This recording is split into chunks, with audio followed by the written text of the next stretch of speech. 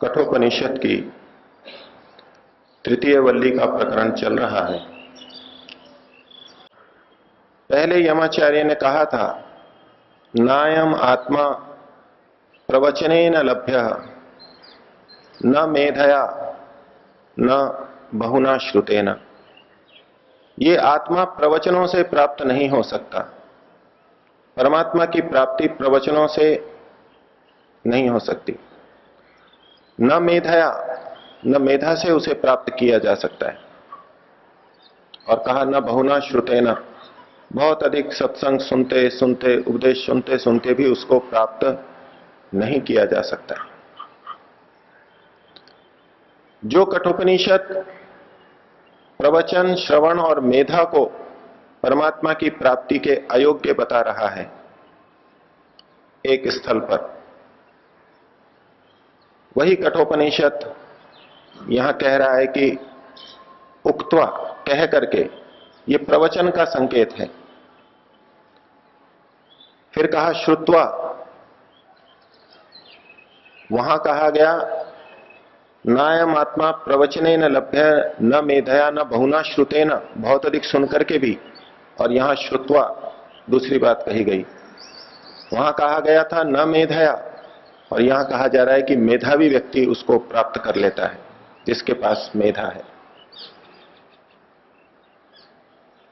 उस श्लोक का अनेक लोग ये अर्थ लगा लेते हैं कि ना तो प्रवचन की आवश्यकता है, ना सुनने की आवश्यकता है, और ना मेधा की आवश्यकता है, क्योंकि इनसे तो परमात्मा प्राप्त नहीं किया जा सकता। लेकिन वक्ता के तात्पर्य को हम उसके पूरे कथन से समझ सकते हैं, और इसी तरीके से हमको समझना भी चाहिए। और वहीं यहां उपदेश दिया जा रहा है कि उक्त्वा श्रुत्वा च मेधावी, बोल करके, सुन करके मेधावी व्यक्ति ब्रह्मलोके महीयते। तो दोनों की संगति इस प्रकार से लगेगी कि यदि कोई व्यक्ति ये सोचने लगे कि मैं प्रवचन कर करके परमात्मा को पा लूंगा, संसार का बहुत उपकार करूंगा, संसार को धार्मिक बनाऊंगा, और केवल प्रवचन पर केंद्रित हो जाए, तो इतने मात्र से वो परमात्मा प्राप्त नहीं होता। अकेले प्रवचन से परमात्मा प्राप्त नहीं होता। और इसी तरह कोई सोचे कि मैं बहुत सारे सत्संग सुनते सुनते परमात्मा को पा जाऊंगा, तो वो भी नहीं होता, वो भी नहीं हो सकता। और यदि कोई ये सोचे कि मैं बहुत तीव्र बुद्धि से, मेधा से जिस प्रकार संसार की वस्तुओं को पा लेता हूं, उसी तरह अपनी इस बुद्धि के बल पे परमात्मा को पा लूंगा, तो वो भी गलत है। अब जब यहां यमाचार्य ने ये श्लोक कहा, उक्त्वा श्रुत्वा च मेधावी, तो तात्पर्य है कि तीनों चीजें हमें साथ में लेकर के चलनी होंगी। किसी एक के बल पर हम सोचें ईश्वर को पा लेंगे तो नहीं पा सकते। उक्त्वा श्रुत्वा च मेधावी, यहां सुनना तो जानने की प्रक्रिया है, स्वयं उस विषय से संबंधित जानना। और कथन जो है, उक्त्वा जो है, ये साथ साथ इस बात का संकेत है कि इस परंपरा को हमें दूसरों को भी बताना है। सुनकर के अपने तक सीमित नहीं रखना है। जिस प्रकार से हमने दूसरों से ज्ञान प्राप्त किया, उसी प्रकार हम भी इस ज्ञान को, इस शुद्ध ज्ञान को, आत्मा परमात्मा की बात को अन्यों को बताएं। से श्रवण हुआ और अन्यों के कल्याण की भावना से प्रवचन हुआ। और ये दोनों काम मेधावी व्यक्ति करे, धारणा शक्ति वाला करे। जिस चीज को वो बोल रहा है उसको स्वयं भी धारण करे, जिस चीज को सुन रहा है उसको वो धारण करे, तब वो मुक्ति को प्राप्त कर सकता है, ब्रह्मलोक में प्रतिष्ठित हो सकता है। दूसरी तरफ यहां हम ये भी समझ सकते हैं कि किसी व्यक्ति का सुनना तब तक विस्तृत नहीं होता, किसी व्यक्ति का पढ़ा हुआ तब तक विस्तृत नहीं होता, व्यापकता को प्राप्त नहीं होता, जब तक कि वो उसको बोल न ले, दूसरों को समझा न दे। दूसरों को समझाने की प्रक्रिया के अंदर व्यक्ति स्वयं उस विषय को और अधिक समझता है, उस विषय की गहराई को प्राप्त करता है। जहां बोल करके दूसरों का उपकार होता है, वहां स्वयं का पहले उपकार होता है, विषय और गहराई से समझ में आता है। तो इस परम तत्व को पाने की विद्या का मार्ग बताया, उक्त्वा श्रुत्वा च मेधावी ब्रह्मलोके महीयते। अगले श्लोक को, जो कि इस तृतीय वल्ली का अंतिम श्लोक है, उसमें यमाचार्य कहते हैं, य इमं परमं गुह्यम श्रावयेत ब्रह्म संसदि। यह जो व्यक्ति, इमं इसको, इसको किसको, तो कहा परमं गुह्यम, जो परम गुह्य तत्व है, परम गुह्य ये विद्या है, उसको श्रावयेत सुनाए, बताए। इस विद्या को परम गुह्य कहा गया, अत्यंत रक्षणीय कहा गया। गुह्य कहते हैं जिसकी रक्षा की जानी चाहिए, जो गोपनीय है, रक्षणीय है।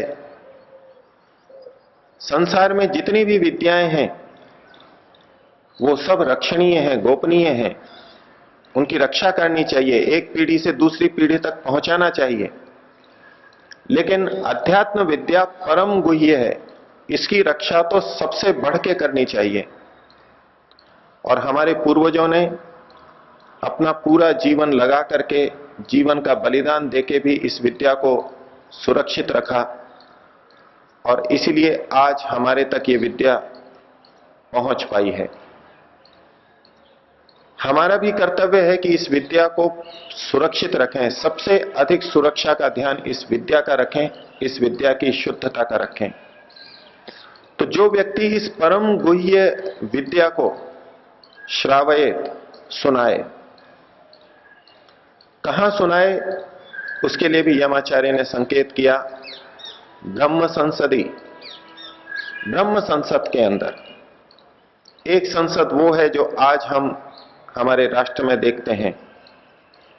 संसद का मतलब है जहां अच्छी प्रकार से लोग बैठते हैं, व्यवस्थित ढंग से बैठते हैं, कोई चर्चा करते हैं, उसको संसद बोलते हैं।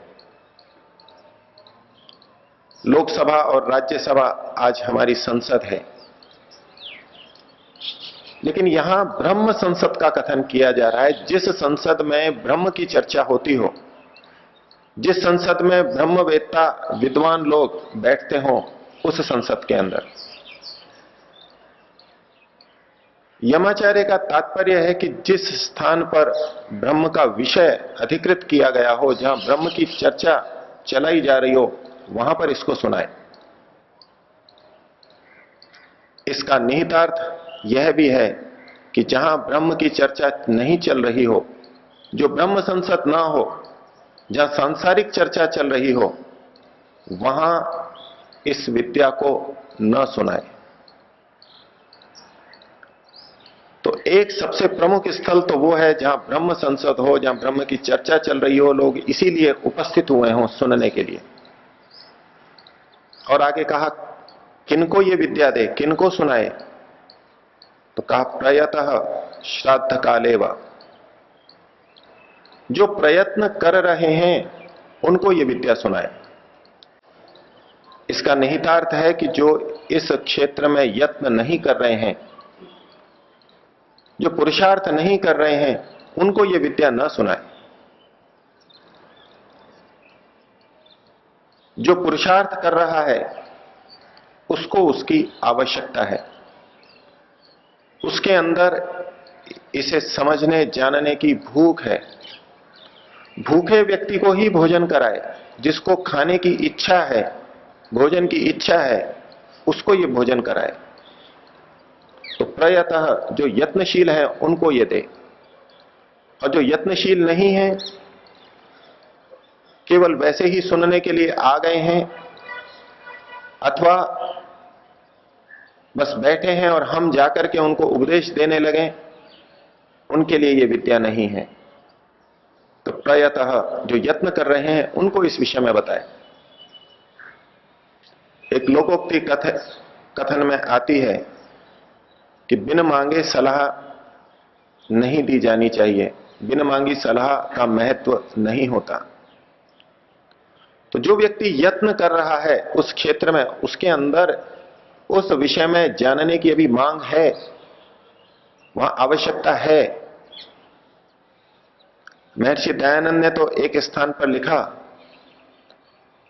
कि अगर उपयुक्त स्थिति देखे तो बिना मांगी सलाह भी दे दे। हमें प्रतीत हो रहा है कि यह व्यक्ति इस दिशा में यत्न कर रहा है, उसने आकर के हमारे से प्रार्थना नहीं की कि मुझे बताइए, लेकिन यदि हमको दिखाई दे रहा है कि यत्नशील है और यहां कुछ कमी रह रही है, तो बिना मांगे भी उसको जाकर के बताना चाहिए। जो भी यत्न कर रहा है उसको जाकर के बताना चाहिए, यत्नशील को यह विद्या देनी चाहिए। और आगे कहा श्राद्ध काले, श्राद्ध काल में इस विद्या को श्रावयेत, सुनाए। ये श्राद्ध काल क्या है? आजकल अपने मृतक पितरों को एक विशेष काल के अंदर कुछ भोजन आदि ब्राह्मणों के माध्यम से पहुंचाने का प्रयास किया जाता है। उनके कल्याण की भावना से उस काल को श्राद्ध काल कहते हैं। यहां उस श्राद्ध काल का तात्पर्य नहीं है। श्रद्धा से जो युक्त हो, श्रद्धा के हेतु से जो हो, उसे श्राद्ध बोलते हैं। श्रद्धा का मतलब है सत्य को धारण करने की स्थिति, सत्य को धारण करना। लोक के अंदर हम विश्वास के अर्थ में भी श्रद्धा शब्द का प्रयोग करते हैं। मेरी फला व्यक्ति के प्रति श्रद्धा है, अर्थात मेरा फला व्यक्ति के प्रति विश्वास है, मैं उस पर विश्वास करता हूं, उस पर श्रद्धा रखता हूं। श्रद्धा वही होगी जहां हम समझेंगे कि यहां सत्य है, यहां मेरे लिए ठीक बात बताई जाएगी, मेरे लिए ठीक निर्देश दिया जाएगा, ऐसा हम जिसके प्रति भी समझ लें उसके प्रति श्रद्धा हो जाएगी। यह हो सकता है कि हम गलत बताने वाले को भी समझ लें कि यह ठीक बताएगा और उसके प्रति विश्वास कर लें, लेकिन जो श्रद्धा कर रहा है, विश्वास कर रहा है, वो तो सत्य के लिए ही कर रहा है। वो ये समझ रहा है कि यहां सत्य है, इसलिए श्रद्धा है। तो श्रद्धा से युक्त जो स्थिति है उसे श्राद्ध बोलते हैं। तो जब सत्य को धारण करने की स्थिति हो उस समय में इसको सुनाए। भले ही वो व्यक्ति अभी यत्न नहीं कर रहा है, भले ही वहां ब्रह्म की संसद नहीं है, हो सकता है किसी व्यक्ति ने अभी यत्न प्रारंभ ही न किया हो, तो क्या यह विद्या केवल यत्न करने वालों को दी जाएगी? यत्न से पहले उसको कुछ जानना तो होगा, कुछ जानने के बाद ही तो वो यत्न करेगा। तो इसलिए तीसरी स्थिति बताई श्राद्ध काले। जब श्रद्धा के हेतु से सत्य को धारण करने की स्थिति हो, सत्य को धारण करने का समय हो, व्यक्ति के अंदर जिस समय हो उस समय इसको सुनाए। अध्यात्म के इच्छुक व्यक्तियों में भी संपूर्ण समय, सब दिन अध्यात्म को धारण करने की, सत्य को धारण करने की स्थिति नहीं होती है। कोई अध्यात्म का इच्छुक है इसलिए उसको किसी भी समय हम अध्यात्म का उपदेश देने लग जाएं, इसे यमाचार्य नहीं चाह रहे।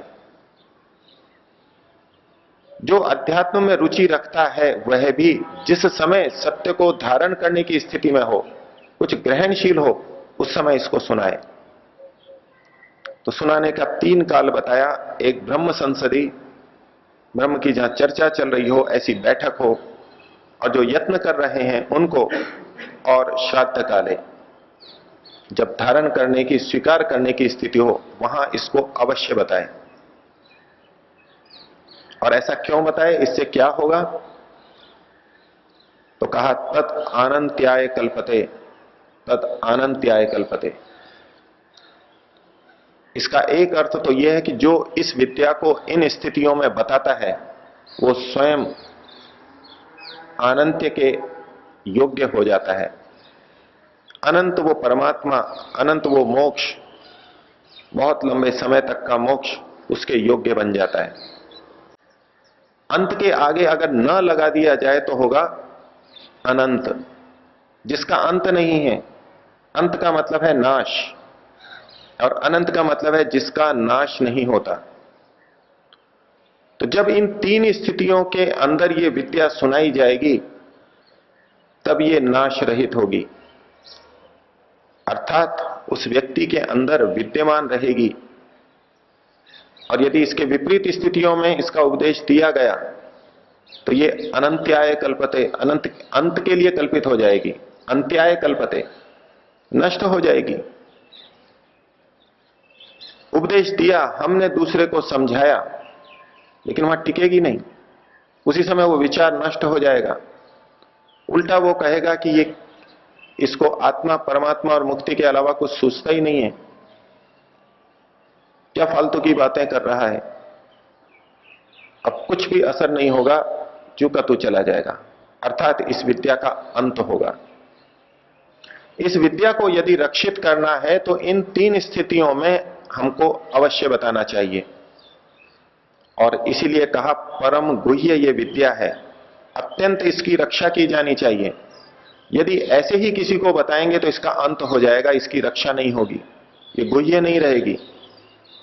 ये परम गुह्य विद्या है, सबसे अधिक इसकी रक्षा का हमको यत्न करना चाहिए ताकि अगली पीढ़ियों तक भी ये पहुंचे।